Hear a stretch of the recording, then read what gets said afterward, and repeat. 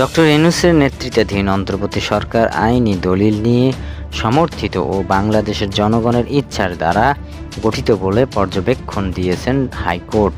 এই রিট খারিজের পূর্ণাঙ্গ আদেশে আজ বুধবার বিচারপতি ফাতেমা নজিব ও বিচারপতি মাহমুদুল রাজির সমন্বয়ে গঠিত হাইকোর্ট বেঞ্চে এই পর্যবেক্ষণ দেন। এর আগে আওয়ামী লীগ সরকারের পতনের পর দেশ পরিচালনার জন্য অন্তর্বর্তী সরকার গঠন বিষয়ে রাষ্ট্রপতি সংবিধানের 106 অনুচ্ছেদের অনুযায়ী সুপ্রিম কোর্টের কাছে মতামত চান। সুপ্রিম কোর্টের আপিল বিভাগের মতামতের পর ডক্টর মোহাম্মদ ইউনূসের নেতৃত্বে অন্তর্বর্তী সরকার গঠিত হয়।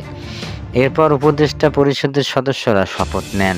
তবে অন্তর্বর্তী সরকার গঠন ও শপথ বিষয়ে সুপ্রিম কোর্টের কাছে পাঠানো রেফারেন্স ও মতামতের প্রক্রিয়া চ্যালেঞ্জের করে রিট দায়ের করেন সুপ্রিম কোর্টের আইনজীবী মহসিন রশিদ।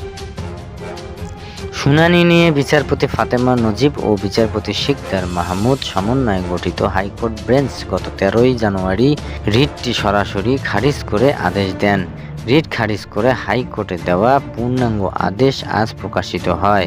হাইকোর্টের পূর্ণাঙ্গ আদেশে বলা হয়, বর্তমান অন্তর্বর্তী সরকার কোনো আইনি দলিল নিয়ে সমর্থিত নয় বলে রিট আবেদনকারীর আইনজীবী মোহাম্মদ মহসিন রশিদ বক্তব্যে এসেছেন। উল্লেখ করা প্রাসঙ্গিক যে বাংলাদেশের রাষ্ট্রপতি এক অন্যান্য পরিস্থিতিতে সংবিধানের 106 অনুচ্ছেদের অনুযায়ী উপদেষ্টামূলক মতামত গ্রহণ করেন, মতামত অনুযায়ী কাজ করছেন। তাই এটি আইনি দলিল দিয়ে সমর্থিত, বাংলাদেশের জনগণের ইচ্ছার দ্বারা সমর্থিত। এতে আরও বলা হয়, 2024 সালের জুলাই আগস্টে যে গণ অভ্যুত্থান হয়েছিল তা আমাদের ইতিহাসের অংশ এবং আশা করি আগামী বহু বছর ধরে জনগণ যত্নে রাখবে। রিটটি ভ্রান্ত